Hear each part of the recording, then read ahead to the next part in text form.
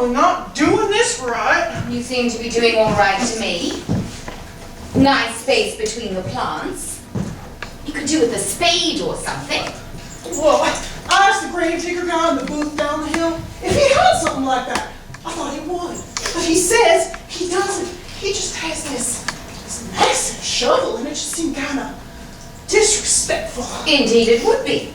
Yeah, that's what I thought. English lavender. Well, you know, he was English. We're in England, so I suppose that's quite a good guess. Oh, I don't have to guess. We were friends. Oh, were you? Yes, very good friends. Good friends as in, well, you know. Oh, no, we never did that, no. Billy had problems. Well, he was married. Well, he was with someone for a really long time, and they got married and there, I guess it made sense at that point. Perhaps so, yes.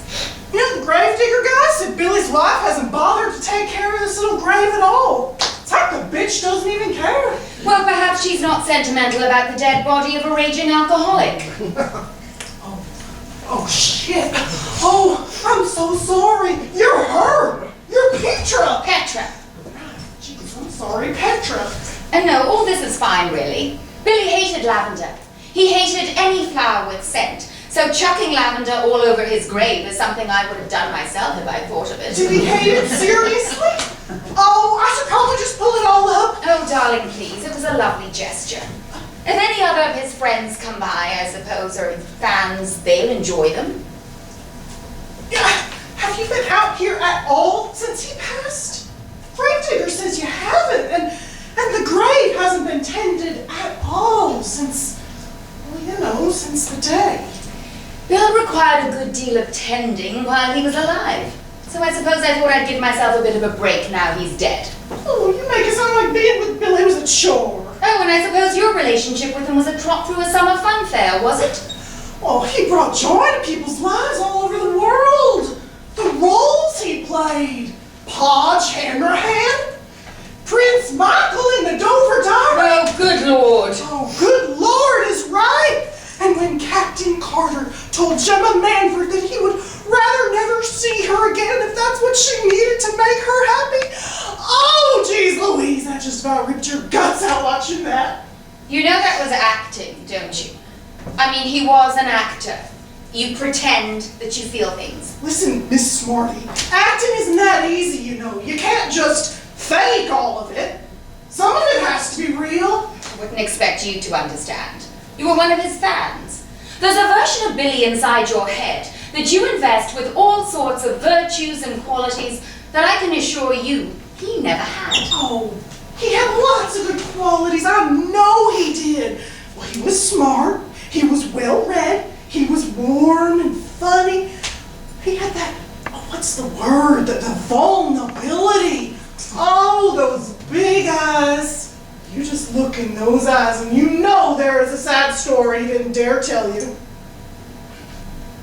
Or maybe he thought no one was listening to him. Oh, my dear, Billy would tell you all sorts of sad stories if he thought it would get a rise out of you, or ease his conscience. He confessed to me once, after he'd been on location, that the production company had sent a driver to take him to the hotel, and she was so young and winsome he couldn't help seducing her. And he was oh so sorry that he'd fucked her in the middle of the Irish bogland someplace. Well, when I was done being gobsmacked, I said to him, Billy, you prat, they sent you a prostitute so you wouldn't be manic on the set next morning. Do you know what he said to me? He said, oh, Petra, hookers don't drive. He was a bloody lunatic. Well, why'd you stay with him all that time? I suppose there's something sadly romantic about a man who would rather believe he'd seduced his cabbie than that he'd been with a whore. There were things he so wanted the world to be that the world never will be or was. A foolish man, our Billy. Well, I guess you were just with him for the money. Money? How fucking dare you? God spare me from these ridiculous people who think that just because someone knows your name as an actor, that somehow you must be wealthy.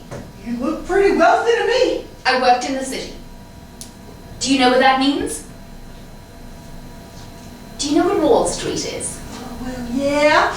Our Wall Street is the city. And the people who work there as securities traders, which is what I was, earn lots and lots of money. And it pains me to have to tell you that, because British people would rather die than brag about how much money they have. Right.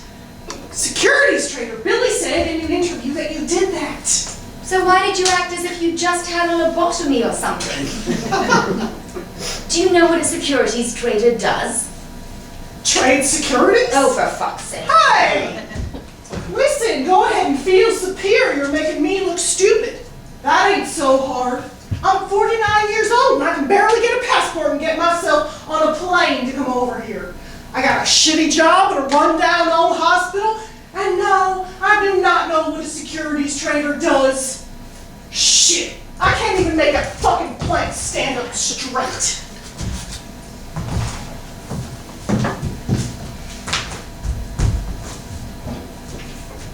When Bill passed away, I suppose I thought the occasional fan might visit and tidy up the place. The gravedigger said nobody comes.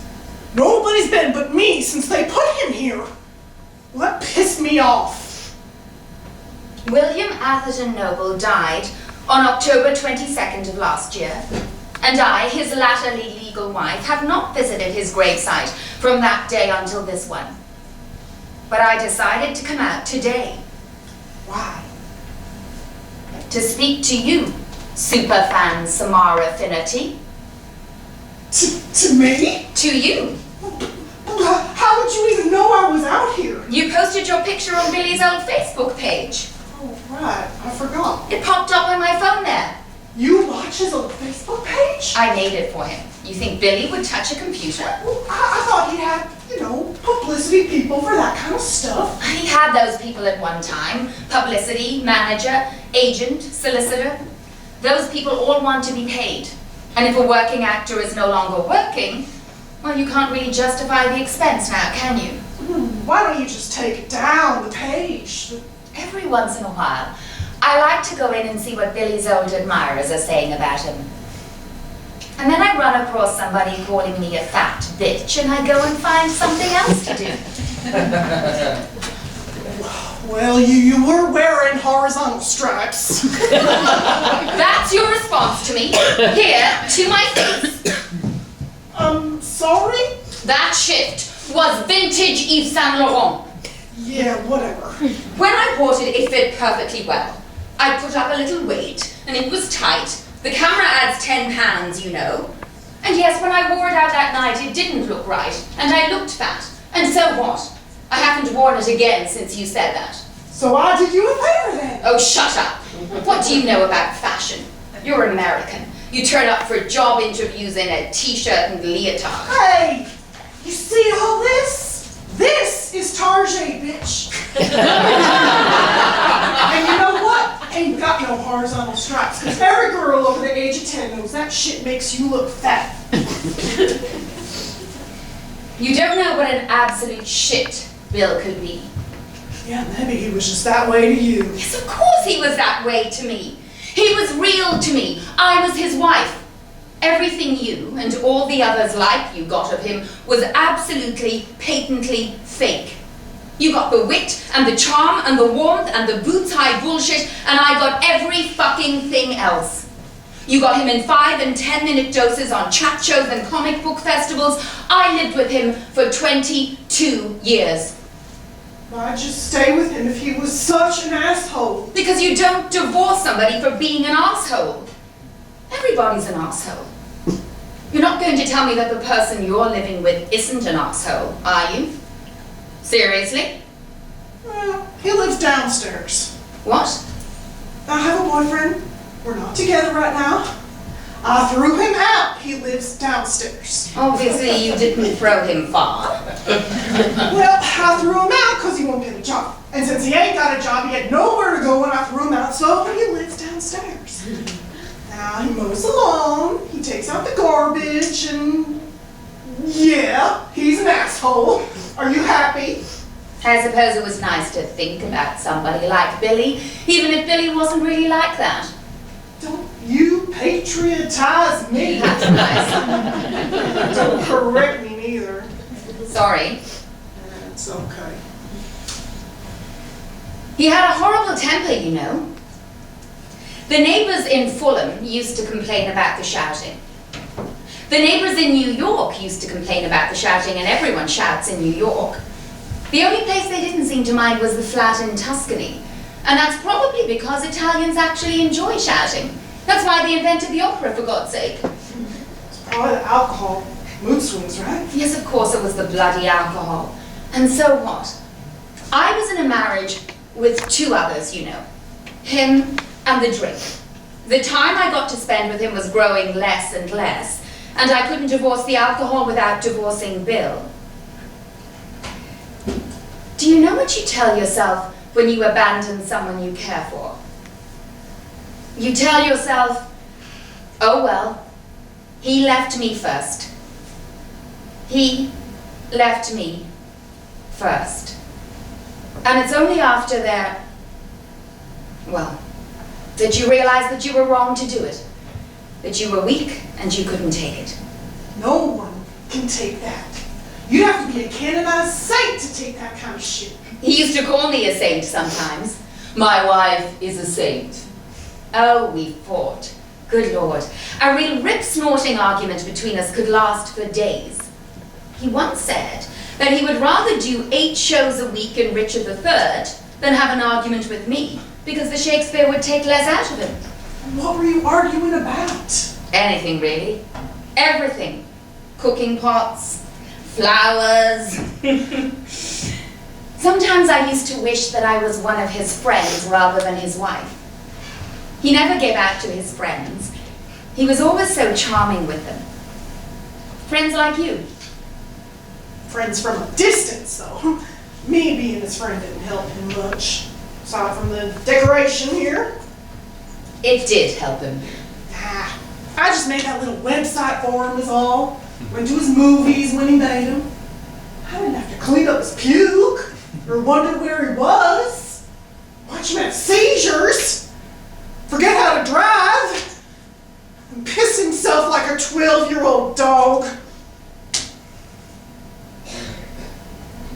My Uncle Pete. Ah. He came to live with us after his wife threw him out. My mom's brother. How old were you? I was 9. Oh, Christ. He was a beer drunk, too.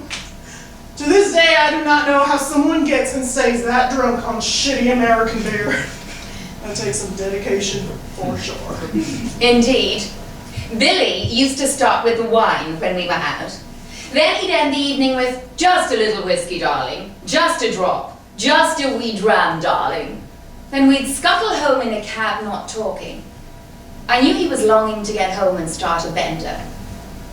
My Uncle Petey was in and out of rehab so much my daddy called him Ping Pong Petey. In and out of rehab like a ping pong ball. Daddy thought that was funny. Then Uncle Pete got the shakes. And it wasn't funny anymore. He just shook and shook all the time. You know, I should probably pour this out. But I'm ashamed to say it cost me 18 pounds and I just don't feel like it.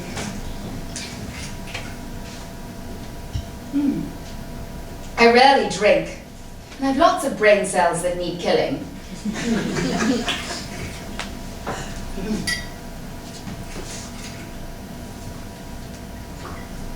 Oh, shit! You know, I always wanted to be that girl that drinks whiskey and runs the table with her mean-ass pool cue, you know? That mini-skirt and no underwear girl who just leans way over while she's putting the 6 in the corner. I'd have thought you were. Oh, no. I was more the, well, I didn't know this haircut was going to come out like this. And now I gotta live with it, girl. Well, we wasn't really friends, Billy and me. I know. Well, I lied about that because, well, I thought you was from the property management or something, and you'd make me pull up all the flowers or whatever. It's all right. I did meet him once, though. I did. I went to see him at this Comic-Con. down in Tallahassee. Well, that's where I'm from. I'm from Florida, Woodville, about 10 miles from Tallahassee. So I thought, well, Billy's going to be at this Comic-Con thing, and I love Billy so much. So maybe I should just screw up my courage, go on over to Tallahassee, and see can I meet him, you know? You never went with him to one of these things, I guess, did you? You wouldn't have liked it much, I guess. All these people in crazy costumes and like that. I've never been to one of those things. I asked my friend Eva to come along. She didn't know who the heck Billy was. She'd just do anything to get out of the house. So we drive on over there, and it's like $20 to get into the thing. And then they do this deal where you pay another $20 to go up to him and get an autographed picture. Oh, you know all about it, though, even if you didn't go. I do, yes. He told me. Pictures, too. Right. For $30, you get to take your picture with them. Maybe they put their arm around you, give you a hug, you know. This one girl, she said some Star Trek guy grabbed her ass in a big old handful.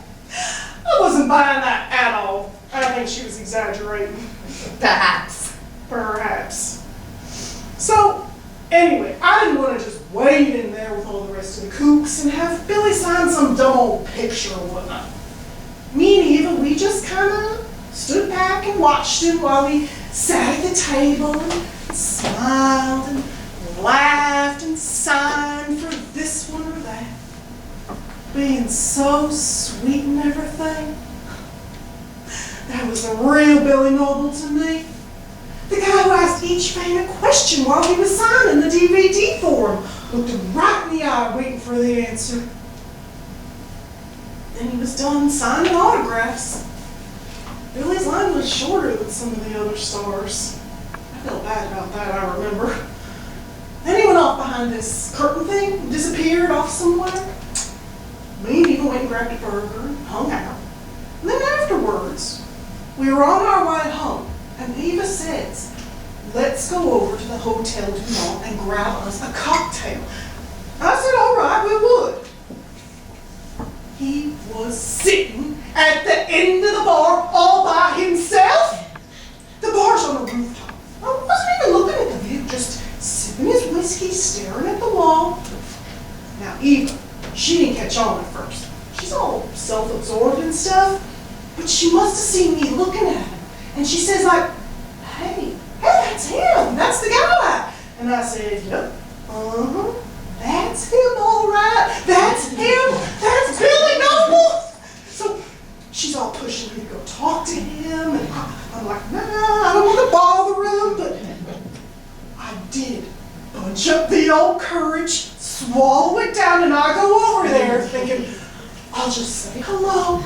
And that I'm a big fan, and thank him for coming all the way out to Tallahassee to see us. And did you say all that?